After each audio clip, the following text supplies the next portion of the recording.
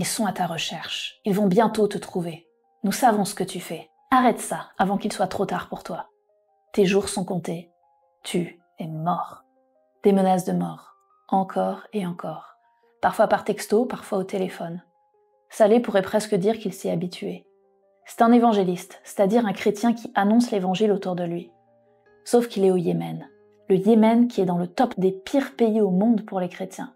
À cause de son engagement pour sa foi, son nom figure sur la liste des extrémistes recherchés dans le pays. Les autorités accordent une récompense à toute personne pouvant le retrouver. Bonjour à tous, aujourd'hui j'ai vraiment une histoire de fou à vous raconter. Une histoire de guerre, d'espionnage, de chrétiens secrets et d'un homme tellement audacieux pour servir Dieu qu'on l'appelle le fou, justement. Et en plus, je suis très contente de pouvoir vous relayer ce témoignage car ça se passe au Yémen. Et c'est très rare qu'on puisse faire une vidéo sur ce pays. Pourquoi ? Parce que tout simplement, comme vous le voyez sur cette carte, c'est vraiment l'un des pays les plus dangereux pour les chrétiens. Et la situation d'extrême insécurité due à l'interminable guerre civile rend les contacts avec les chrétiens dans le pays très compliqués. Très compliqués, mais pas impossibles, comme vous allez pouvoir le constater avec cette histoire. Parce que notre but, en tant que portes ouvertes, c'est d'être présents là où les chrétiens souffrent le plus, même dans les endroits frappés par la guerre et l'extrémisme. Saleh, lui non plus, n'était pas chrétien à l'origine. Ses parents n'étaient pas très religieux ou stricts, et son enfance s'est déroulée dans un foyer plutôt laïque. Il a commencé à s'intéresser au christianisme lorsqu'il est parti faire ses études dans une autre ville. Mais bon, bien sûr, il avait peur d'en parler à sa famille. Même si ses parents sont très ouverts, s'orienter vers une autre religion que l'islam dans un pays comme le Yémen, c'est extrêmement tabou. Il a quand même trouvé le courage d'en parler à son père. Et là, incroyable, il a découvert que son père était déjà un chrétien en secret. Il était prêt à l'aider à répondre à toutes les questions qu'il se posait. Il avait caché sa foi à son fils jusqu'alors pour éviter des répercussions si jamais il venait à en parler autour de lui. Après quelques mois, Saleh a franchi le pas et a accepté Jésus comme son sauveur et seigneur, devenant à son tour un chrétien. Et petit à petit a commencé sa vocation de responsable d'église au Yémen. C'est là que Saleh a commencé à être surnommé le fou dans sa ville natale. Pourquoi ? Parce qu'avec un autre frère, ils allaient évangéliser en plein jour devant la mosquée. Je vous rappelle qu'on est au Yémen. Et ils se sont même mis à aller évangéliser de plus en plus loin hors de la ville, à divers endroits du pays. Vous vous doutez que tout ça n'a pas été sans conséquence. On leur a mis la pression, ils ont été interrogés et accusés d'apostasie, qui est, je vous le rappelle, un chef d'accusation passible de la peine de mort au Yémen. Mais à cette époque, Saleh s'en est sorti sans trop de mal, grâce à une chose, sa tribu, qui a décidé de le soutenir. Au Yémen, cela compte parfois plus que tout. C'est un pays qui fonctionne par clan. La loyauté envers un membre de la tribu est l'une des choses les plus importantes dans la culture yéménite. Ce n'est pas que les gens de sa tribu approuvaient forcément ce qu'il faisait, mais ils étaient résolus à se tenir à ses côtés et à le défendre face aux répercussions, bien qu'il soit devenu chrétien. Saleh a donc pu continuer ses voyages à travers le pays, et même hors du pays. Il savait qu'il avait besoin d'être formé en tant que disciple et responsable d'église. Et bien sûr, il n'y avait pas de formation chrétienne au Yémen. Du coup, il a participé à plusieurs de ces formations à l'étranger, dont certaines organisées par Portes Ouvertes, pour pouvoir s'équiper des outils nécessaires à son ministère et approfondir sa connaissance de la Bible. En effet, le désir de Saleh était de servir un but plus élevé, un appel divin qui ne pouvait être compromis. Mais tout ça, c'était avant la guerre. La guerre civile au Yémen dure depuis pratiquement 10 ans. C'est une situation très compliquée qui comporte de nombreuses facettes. Pour faire simple, la guerre a débuté lorsqu'un groupe de rebelles, les Houthis, a commencé à lutter contre le gouvernement du Yémen en 2014. La guerre s'est aggravée lorsque l'Iran a commencé à soutenir les Houthis, à majorité chiite, et que l'Arabie saoudite, à la tête d'une coalition de 9 pays, a commencé à armer et à soutenir le gouvernement, à majorité sunnite. Le conflit qui en a résulté a créé le chaos au Yémen, le pays étant divisé en diverses zones de contrôle gérées par les parties belligérantes. Des groupes terroristes ont profité de cette instabilité, notamment Al-Qaïda, qui contrôle désormais certaines parties du Yémen. Cette réalité a entraîné un danger croissant pour les chrétiens, en particulier ceux qui vivent dans les zones contrôlées par les groupes extrémistes. Parallèlement, la guerre a engendré une grande crise humanitaire pour les citoyens. Les produits de base comme la nourriture et les médicaments sont de plus en plus inaccessibles, et le Programme alimentaire mondial des Nations Unies estime que plus de la moitié de la population du pays est en situation d'insécurité alimentaire. Beaucoup survivent uniquement grâce aux distributions de colis d'urgence. Cependant, quand la distribution se fait dans les mosquées, les chrétiens en sont exclus, car même si leur foi reste secrète, comme ils ne fréquentent pas la mosquée, ils ne sont pas sur les listes de bénéficiaires. Et quand la distribution se fait par l'intermédiaire des ONG, qu'elles soient locales ou internationales, le personnel empêche ceux qui ont quitté l'islam d'en bénéficier. La guerre pourrait rentrer dans une nouvelle phase, puisque l'Arabie Saoudite et l'Iran ont normalisé leurs relations diplomatiques et que l'Arabie Saoudite montre des signes qu'elle pourrait se retirer du Yémen. Mais cela pourrait conduire à une instabilité accrue, car le départ des forces internationales pourrait créer un vide de pouvoir, permettant aux extrémistes de prendre encore plus de contrôle. Saleh était là quand la guerre a éclaté. Il raconte que la maison des voisins a été touchée par un missile et que sous l'impact, toutes les fenêtres de sa maison ont explosé, mais que miraculeusement, personne n'a été blessé. Le lendemain, c'est leur citerne d'eau sur le toit qui a été touchée par un missile. Là encore, ils ont tous survécu, mais Saleh a compris qu'il était temps de partir s'il voulait survivre. Après être parvenu à prendre un bateau, il s'est retrouvé en camp de réfugiés dans un pays voisin. Et là, qu'est-ce qu'il a fait? À votre avis? Il a continué à évangéliser. Il raconte: On a commencé à me surnommer l'homme qui connaît Jésus. Les gens étaient intéressés à parler, à écouter et à débattre avec moi. Nous parlions pendant des heures. Il y a eu des conversations profondes et de nombreuses personnes ont appris à connaître le Christ comme leur sauveur. Mais le cœur de Saleh était resté au Yémen. Quand on pense au Yémen, à la guerre et à la famine, on pense à un endroit de ténèbres et de désespoir. Mais Saleh aimait et aime toujours son pays. Il a commencé à prier pour savoir comment il pouvait y amener la lumière de Jésus, bien que vivant à l'étranger. Et il a décidé de débuter un réseau d'églises de maisons au Yémen. Je vous rappelle que dans le pays, c'est le seul moyen pour les croyants de se retrouver entre eux. Il y a beaucoup de chrétiens complètement isolés, soit parce que c'est trop dangereux de rencontrer d'autres chrétiens, soit parce qu'ils ne savent même pas s'il y a d'autres chrétiens autour d'eux. Fonder une église dans un tel pays, c'est devoir faire face à plein d'enjeux très particuliers. Trouver un endroit sécurisé, aider les chrétiens à surmonter leur peur, établir un lien de confiance entre les membres, oui, c'est dangereux. Et Saleh le savait en démarrant ce projet. Mais il dit: Si nous restions à la maison sans rien faire, nous serions en sécurité. Mais quel genre de chrétiens serions-nous si nous ne risquions pas notre vie pour que d'autres connaissent la vie? La barre est placée là. Saleh a donc commencé à faire des allers-retours au Yémen pour établir et renforcer l'église là-bas. Mais c'est comme ça qu'il s'est retrouvé un jour coincé dans le pays, obligé de se cacher, à recevoir ces menaces de mort que vous avez vues en début de vidéo. Je laisse découvrir la suite de son histoire avec son interview filmée. Alors pour des raisons de sécurité, c'est un mélange de plans du vrai Saleh, avec son visage caché, et de plans mis en scène avec un acteur. Sa voix également a été complètement remplacée, mais ce sont ses vraies paroles qui sont rapportées.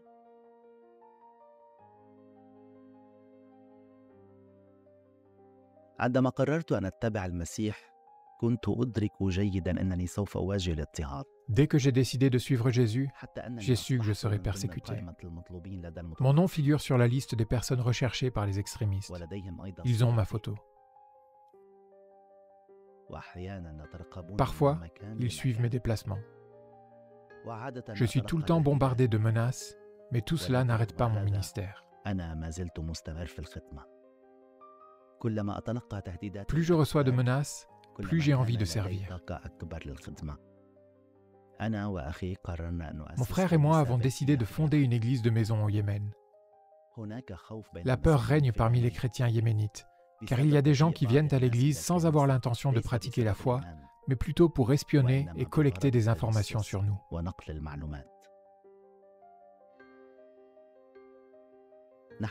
Nous sommes très prudents en ce qui concerne les réunions. Nous nous réunissons dans des espaces clos pour éviter qu'on nous entende. Nous avions parmi nous de nouveaux croyants qui voulaient être formés et baptisés. Mes frères et moi en avons discuté ensemble.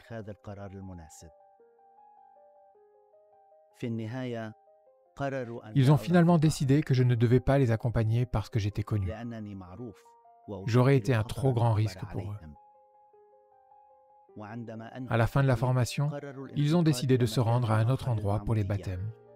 Ils ont donc pris un bus et se sont mis en route. Ils m'ont envoyé des SMS pendant un certain temps, mais au bout d'un moment, plus rien. En vérité, j'étais terrifié. Je sentais que quelque chose leur était arrivé. Le soir même, j'ai appris qu'ils avaient été capturés et emprisonnés. J'étais très triste. Je pleurais. Je me sentais coupable de les avoir laissés aller dans cet endroit.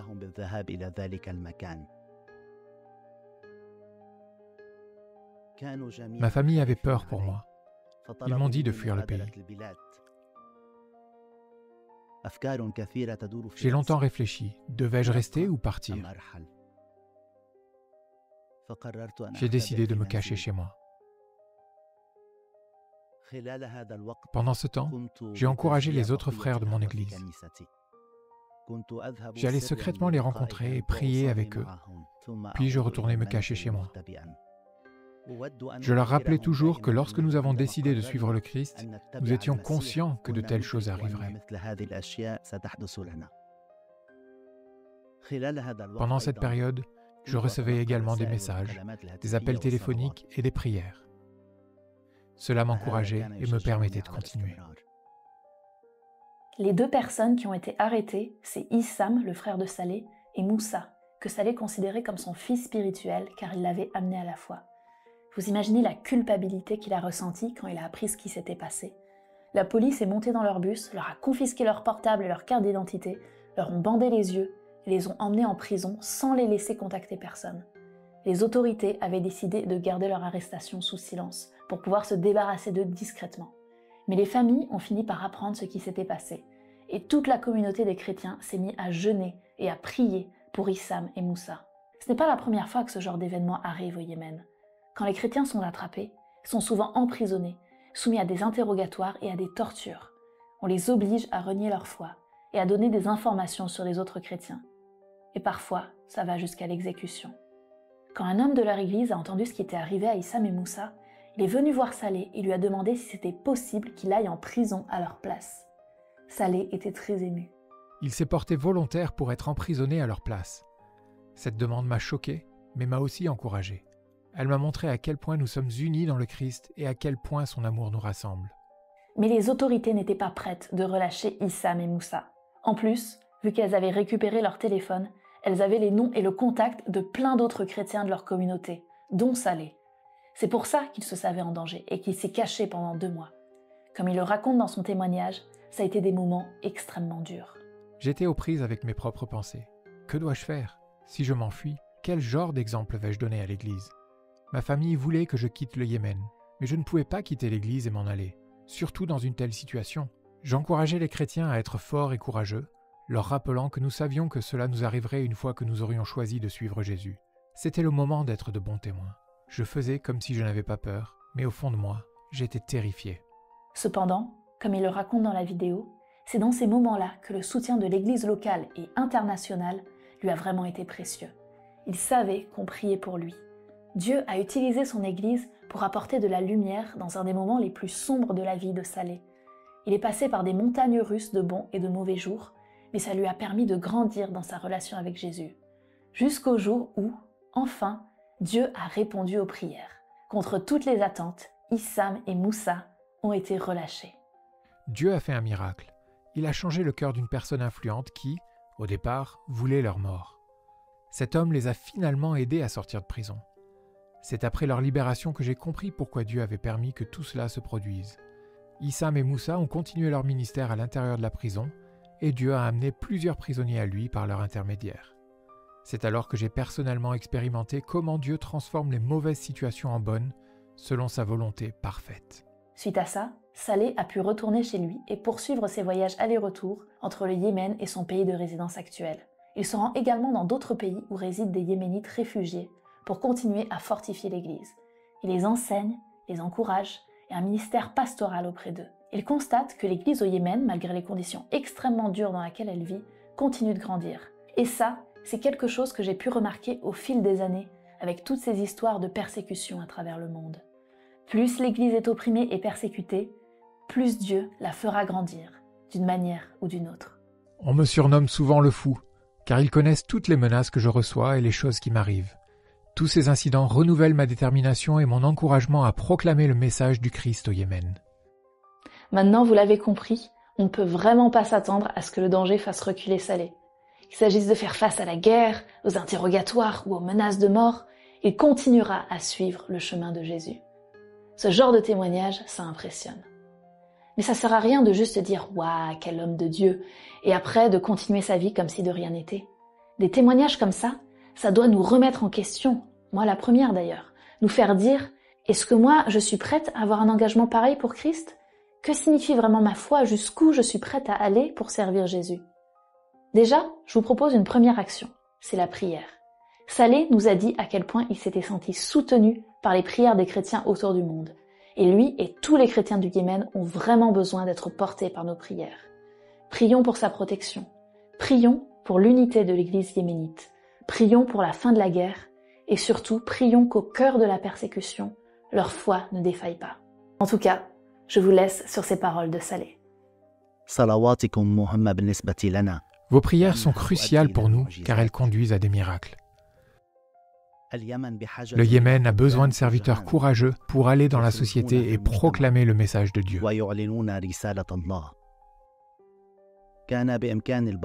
Je pourrais rester en sécurité. Je pourrais rester chez moi et ne pas être persécuté. Mais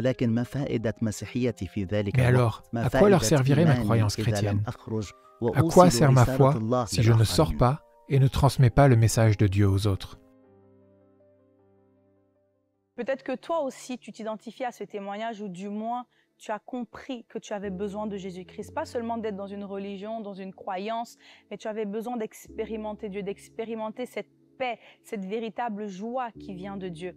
Alors je t'invite, si toi aussi tu veux devenir enfant de Dieu, à faire cette prière avec moi, à répéter à voix haute, à fermer tes yeux et à croire de tout ton cœur. Et tu vas tout simplement dire, Seigneur Jésus, aujourd'hui je veux te rencontrer.